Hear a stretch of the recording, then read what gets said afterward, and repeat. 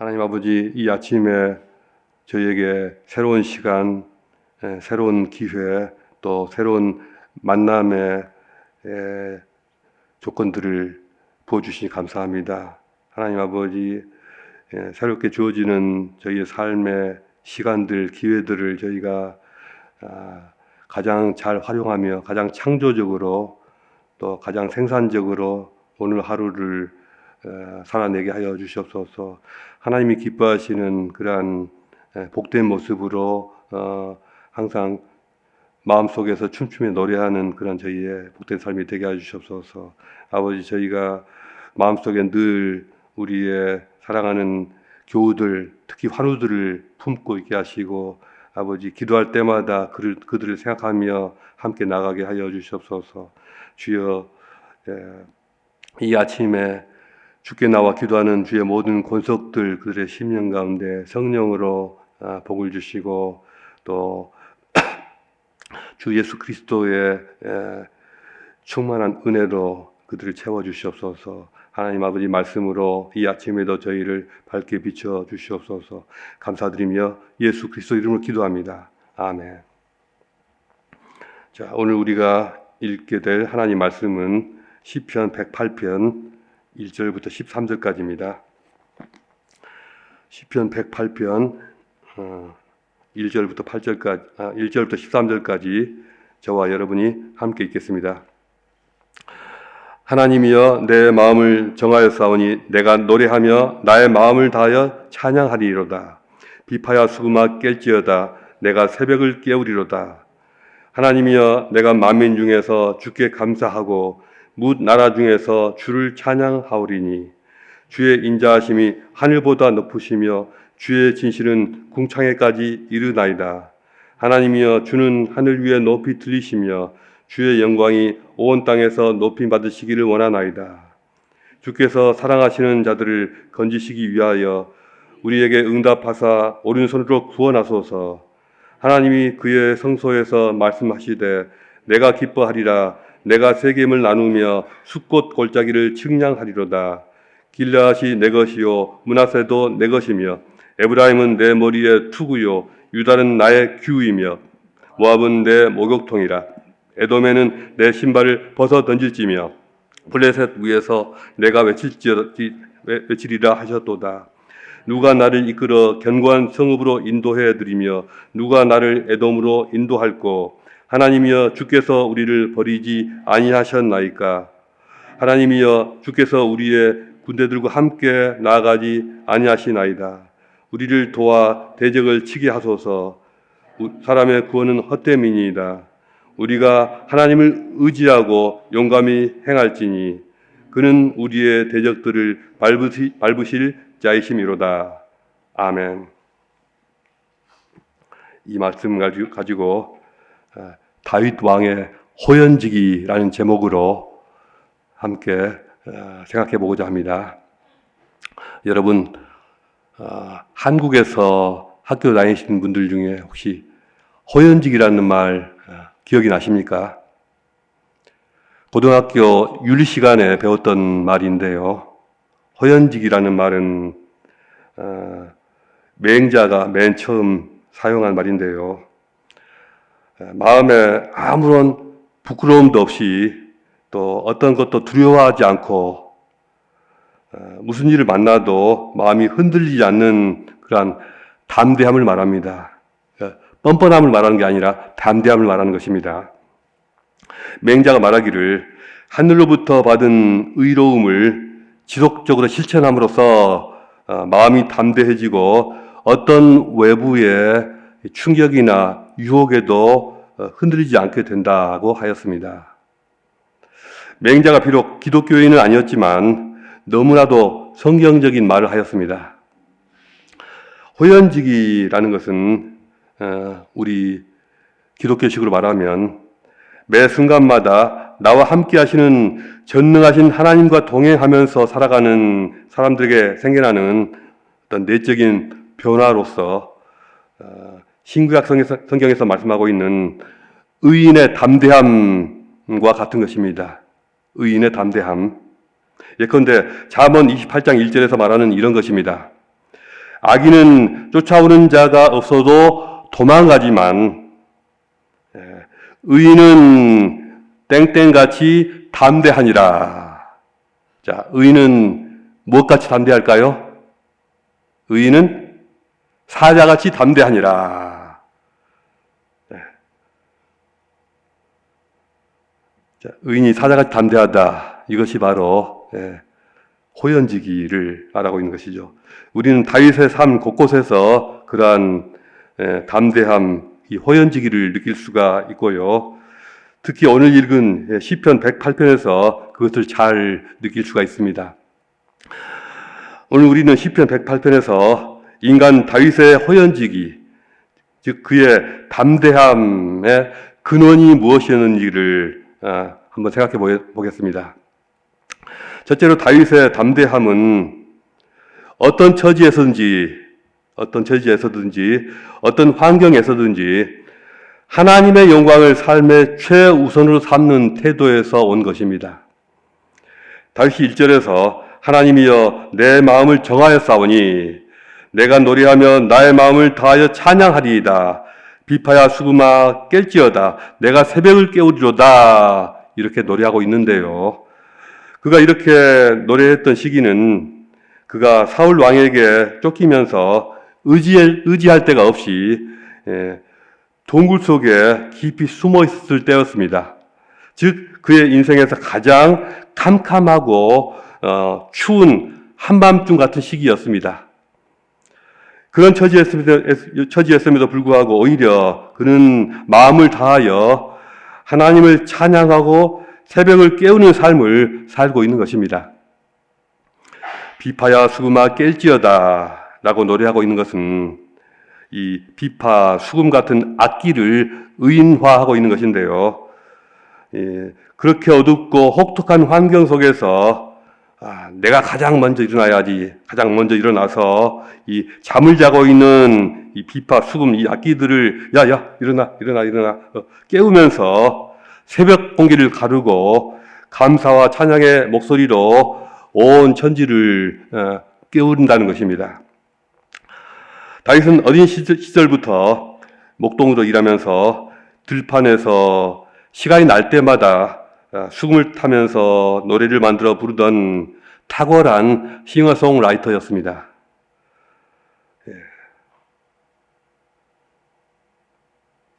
우리 교회에도 혹시 작곡, 작사, 노래 다 되는 분 혹시 있는가요? 그런 분이 있으신가요? 저는 노래도 잘 안 되는데, 자, 이 다윗은 성인이 돼서도 성인이 돼서 광야를 떠돌면서도 깜깜한 밤에 달빛과 별빛을 의지해서 수금을 타고 비파를 울리면서 하나님의 영광을 노래하였습니다.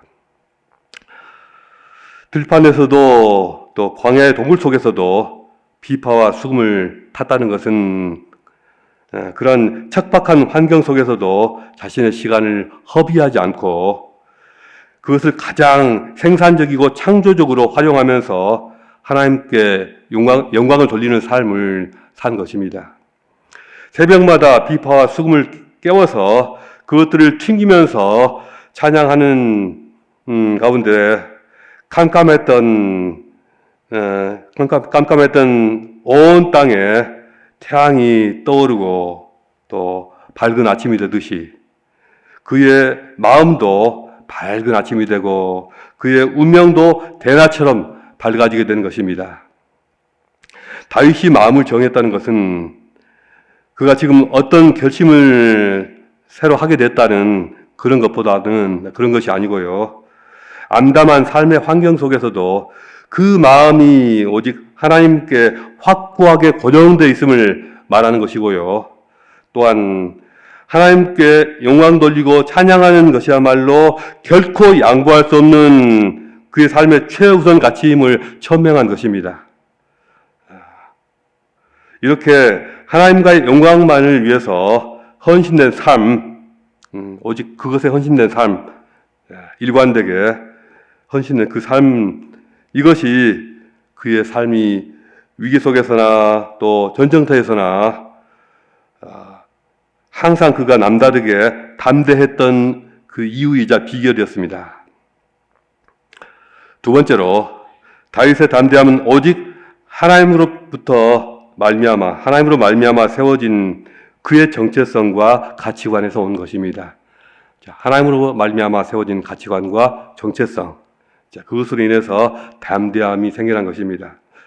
누구든지 자신의 정체성과 가치관이 하나님과 온전히 일치되고 또 자신의 정체성을 하나님 안에서 발견하게 될 때, 자, 다시 말씀드립니다. 누구든지 자신의 정체성을 하나님 안에서 발견하게 되고 또 자신의 가치관이 하나님의 뜻과 온전히 일치하게 될 때 진정한 평안 또 가장 큰 용기의 사람이 됩니다.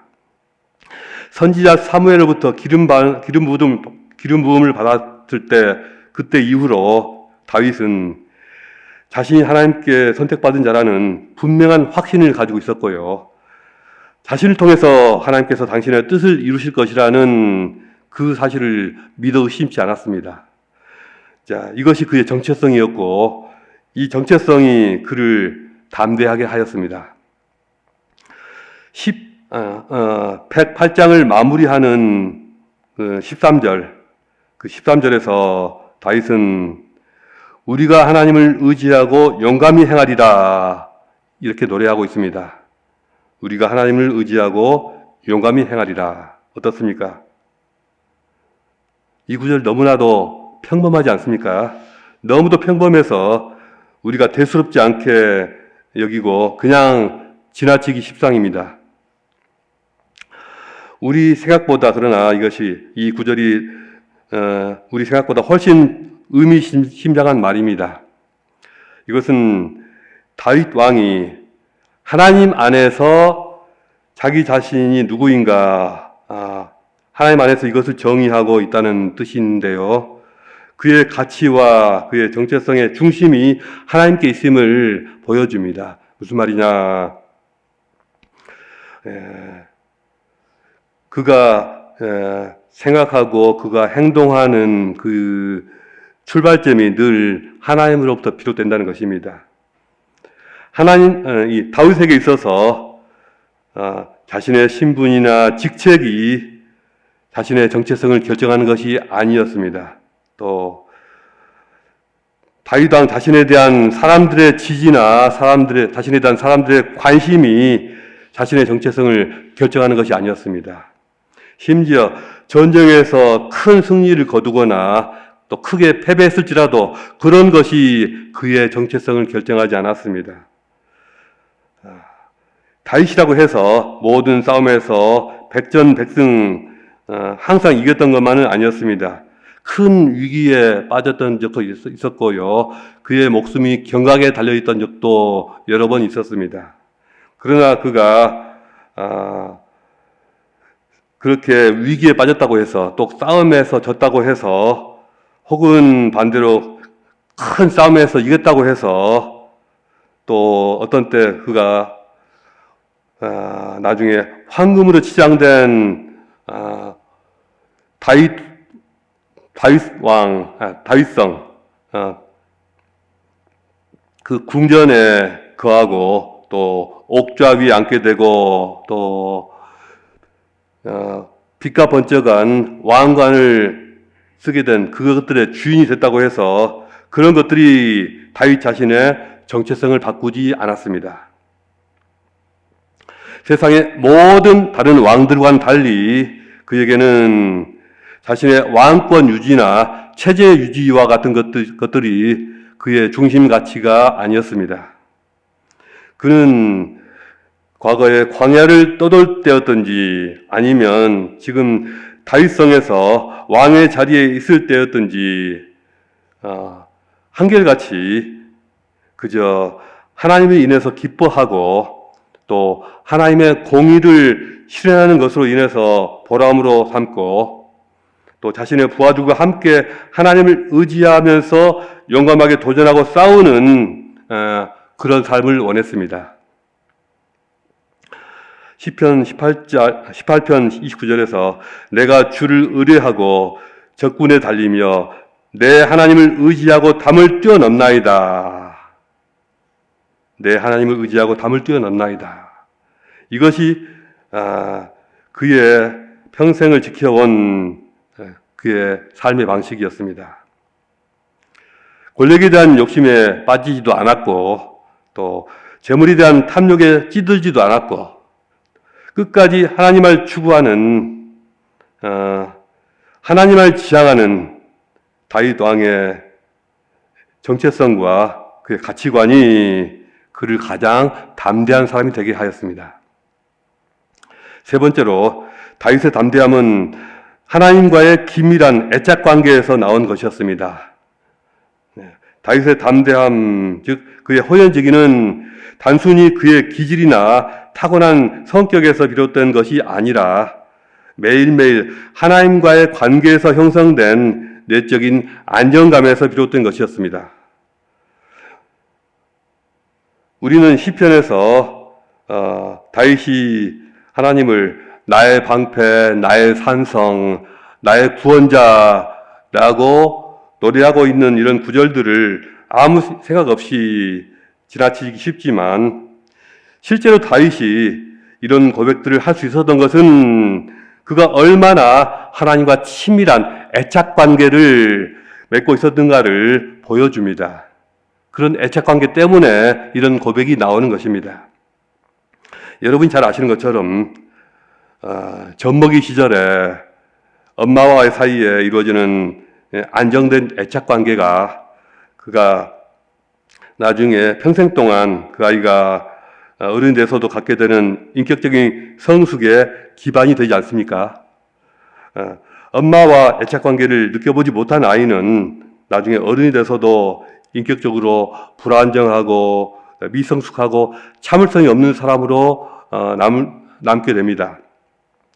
그러나 젖먹이 시절에 엄마와 충분한 애착관계를 경험한 아이는 어른이 돼서도 성숙하고 안정되고 또 인내심이 강한 사람으로 성장할 가능성이 많지 않습니까? 그런데 갓난아이 시절에 엄마와의 애착관계를 잘 형성하는 것도 중요하지만 우리 인간에게는 그것만으로는 한계가 있습니다. 우리에게는 또 다른 애착관계가 필요합니다. 우리 영혼의 목자 되시고 또 우리의 영존하시는 아버지 되시는 여호와 하나님과의 애착관계가 누구에게나 필요한 것입니다. 충분한 시간 동안 하나님과의 내밀한 시간을 가지면서 또 주님과의 애착관계를 충분히 경험해온 사람일수록 자신의 인간적인 한계를 넘어서서 인격적으로 더 성숙해지고 더 대범해지고 또 마침내 호연지기를 갖게 되는 것입니다. 일찍부터 하나님과의 안정적인 애착관계를 가지고 있었고 또 그것을 유지해왔던 다윗은 그의 캐릭터 자체가 소탈하면서도 대단히 비범한 인물로 성장하게 되었습니다.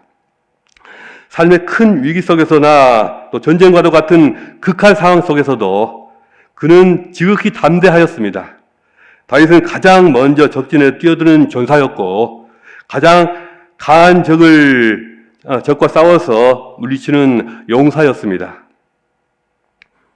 하나님과의 이 애착관계 경험에서 나온 이와 같은 이 담대함이야말로 그가 비록 출신 배경이 변변치 않았음에도 불구하고 모든 백성들의 지지를 다 받아서 통일된 왕국의 진정한 왕으로 추대될 수 있었던 이유였고요.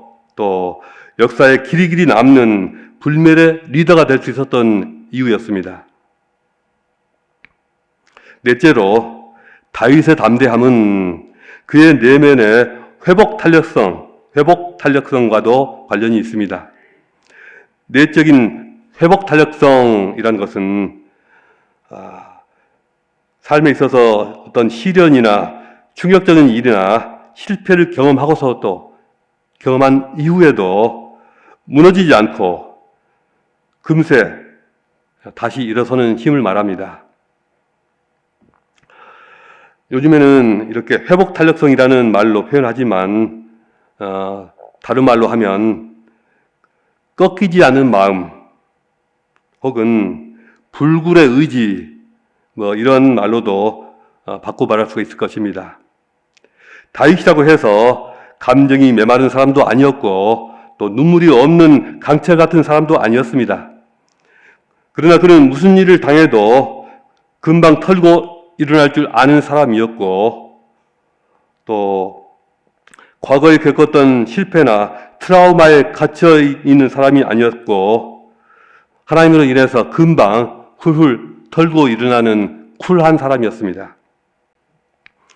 특히 다윗이 시련과 고난 속에서도 이 광야 속에서도 또 이 아들에게 쫓기면서도 늘 한결같이 주님을 찬양하는 마음을 주님을 찬양하면서 온 마음으로 노래하는 그의 모습은 그가 가졌던 회복 탄력성의 중요한 그 비결을 보여주고 있습니다. 다윗의 인생은 시련과 고난으로 가득 찼지만 그는 하나님을 경외하고 하나님을 의지함으로써 새 힘을 얻어서 오뚜기처럼 일어서는 사람이었습니다. 하나님과 함께하는 내밀한 시간이 그의 회복 탄력성을 키워주었고 또 늘 하나님을 노래하고 찬양하는 습관이 그에게 꺾이지 않고 다시 일어서는 그러한 내적인 힘을 이 플렉시블한 유연성을 가져다 주었습니다. 바로 이러한 점이 다윗으로 하여금 평생 동안 담대한 사람으로 남아있게 했던 비결이었습니다. 마지막으로 다윗이 그토록 담대했던 또 다른 중요한 이유는 전능하신 하나님께서 반드시 이기게 해 주리라는 그런 비전을 품고 있었기 때문이었습니다. 그는 현재 자신의 처지나 자신의 상황을 넘어서 하나님이 승리케 하시리라는 그것을 확신하는 긍정적인 미래상을 가지고 있었습니다. 하나님께서 그의 성소에서 말씀하시되 내가 기뻐하리라 내가 세겜을 나누며 숫꽃 골짜기를 측량하리라 길르앗도 내 것이며 에브라임은 내 머리의 투구요 유다는 나의 규이며 모압은 내 목욕통이라 에돔에는 내 신발을 벗어 던질지며 블레셋 위에서 내가 외치리라 하셨도다. 그는 우리의 대적들을 밟으실 자이시비로다. 이렇게 노래하고 있습니다. 이것은 다윗 왕이 가졌던 놀라운 비전이자 그의 호연적이 즉 그의 내면에 품은 담대함의 극치하고도 할 수 있습니다. 시편 108편이 그의 인생에서 가장 막다른 골목에서 쓰여진 시였다는 것을 생각하면 정말 놀랍지 않을 수 없습니다. 전쟁에서 크게 이기고 한참 잘 나갈 때 왕이 이런 노래를 불렀다면 그러려니 그럴만도 하다 이렇게 생각할 수 있습니다. 그러나 상황이 정반대 아니었습니까? 그가 코너에 몰려 있었고 큰 위기에 빠져서 극도의 스트레스 상황에 몰려 있었는데도 불구하고 이처럼 놀라운 비전을 마음속에 품고 있었다는 것입니다. 어쩌면 그는 허풍이 심한 사람이었거나 아니면 반대로 놀라운 하나님의 비전의 소유자였거나 둘 중에 하나였을 텐데요. 그러나 구약 성경 어디를 보아도 인간 다윗이 허풍쟁이였다는 그런 흔적은 보이지 않습니다. 오히려 그는 겸손하고 소탈하고 진실된 인물이었습니다. 전능하신 하나님과 또 그분의 비전을 마음에 품고 있지 않았다면 아무리 다윗이라고 해도 그와 같은 막다른 상황에서 이렇게 노래할 수는 없었을 것입니다. 이렇게 막다른 상황에서 우리 같은 사람이 무슨 노래를 할 수 있을까요?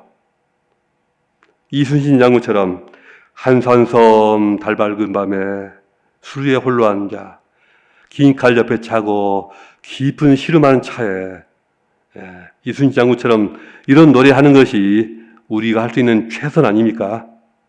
근데 다윗 왕은 똑같은 상황임에도 어쩌면 더 극악한 상황임에도 에브라임은 내 머리에 투구요 모압은 나의 목욕통이다 이런 노래를 하고 있지 않습니까? 시편 108편뿐만 아니라 다른 시편 곳곳에서 하나님이 주신 비전으로 충만했던 위대한 신앙인 다윗의 그 비전, 그의 마인드를 읽을 수가 있습니다. 기도와 찬양의 삶 속에서 받게 된 이러한 비전과 이러한 영감으로 인해서 그는 가장 담대하고 호연지기로 충만한 사람으로 그런 인물로 남게 되었습니다. 다윗 왕의 담대함은 단지 전사로서의 용기나 성격적인 강인함에서부터 나온 것이 아니었습니다. 하나님의 영광을 최우선시하는 그런 삶의 태도 때문이었고 또 하나님께 초점이 맞추어진 헌신된 가치관과 그의 정체성에서 나온 것이었고요. 하나님과의 내밀한 애착관계의 깊은 경험에서 나온 것이었고요.